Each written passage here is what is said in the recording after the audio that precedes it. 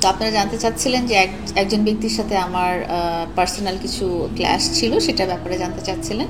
তো আমি আসলে এই মুহূর্তে এসে, জীবনের এই মুহূর্তে এসে এরকম কোনো ব্যক্তির কথা মনে করতেই চাচ্ছি না, বা তার ব্যাপারে কোনো কিছুই বলতে চাচ্ছি না। কারণ হচ্ছে যে সব কিছুরই একটা লিমিট থাকে। তো আমার সাথে আসলে সেদিন যেটা হয়েছিল সেটা সব ধরনের লিমিটের বাইরেই চলে গেছে। তো আমি এই ধরনের কোনো খারাপ সিচুয়েশনের কথা মনে করতেই চাচ্ছি না। কারণ মানুষের জীবনে অ্যাক্সিডেন্ট হয়, মানুষের জীবনে দুর্ঘটনা হয়, এবং মানুষের জীবনে মানুষ দুঃস্বপ্নও দেখে।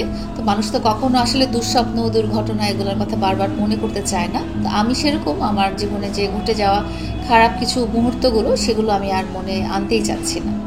না, এরকম কোনো মানুষ বা এরকম কোনো ব্যক্তির আমার জীবনে ফিরে আসার কোনো সুযোগ নেই। বা আমার জীবনে নর্মাল যদি আমার জীবনটা আপনি দেখেন এত বছরে, সেখানে উনি ছাড়া আর এই ধরনের কোনো মানুষের কখনো কোনো সুযোগই ছিল না। মানে এটা আমার নর্মাল জীবনের প্রসেস না যে আমি এই ধরনের মানুষকে আমার কাছে আসতে দিব বা আমার বাসায় আসতে দিব বা এই ধরনের। তো এটা এক্সেপশন হয়েছে।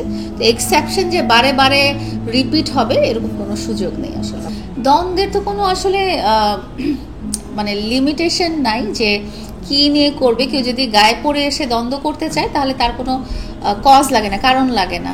আমার তাকে ভালো লাগছে না, আমার তার সাথে ইচ্ছা করে আমি দ্বন্দ্বে জড়াতে চাচ্ছি, সেটার জন্য যে কোনো একটা বাহানা বানিয়েই দ্বন্দ্বতে পড়ে, মানে দ্বন্দ্বতে চলে আসা যায়। তো সেরকমই উনি ওনার ইচ্ছা মতো বাহানা বানিয়ে নিয়েছিলেন। এগুলো কোনো ভ্যালিড কোনো রিজন ছিল না আসলে।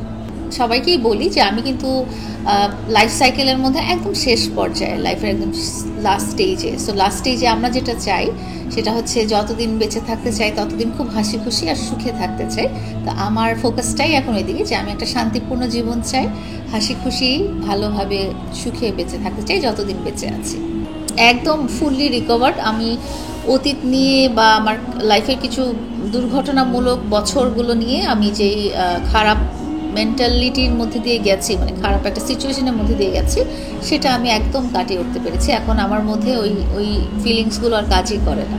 নারী হয়ে নারীদের প্রতি মেসেজ তো অনেক আছে, বাট এই মুহূর্তে যেটা বলবো সেটা হচ্ছে যে আপনারা যখনই কোনো আমার মতো ডিফিকাল্টি সিচুয়েশনে পড়েছেন, এরকম অনেক নারী আছে। কারণ আমি যখন এরকম অবস্থানে ছিলাম অনেক মেসেজ পেয়েছি, অনেক কল পেয়েছি, অনেক ইমেল পেয়েছি যে তারাও আমার মতো অবস্থানের ভিতর দিয়ে যাচ্ছে।